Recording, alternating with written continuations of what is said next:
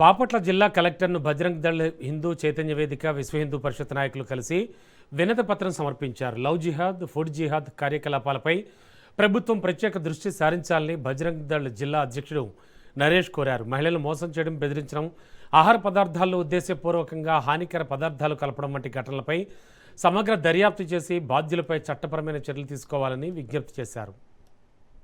హిందూ చైతన్య వేదిక బజరంగ దళ ఆధ్వర్యంలో ఆ కార్యవర్గం అంతా వచ్చున్నాము. ఈరోజు గౌరవనీయులు జిల్లా కలెక్టర్ గారిని కలిశాము.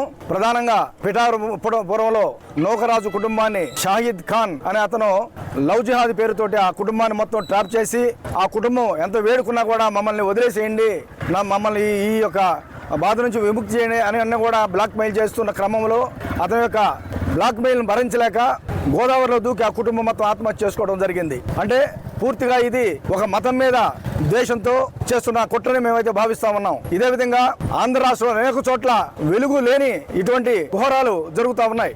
హిందూ చైతన్య వేదిక బజరంగ దళ ఆధ్వర్యంలో ఆ కార్యవర్గం అంతా వచ్చున్నాము ఈరోజు.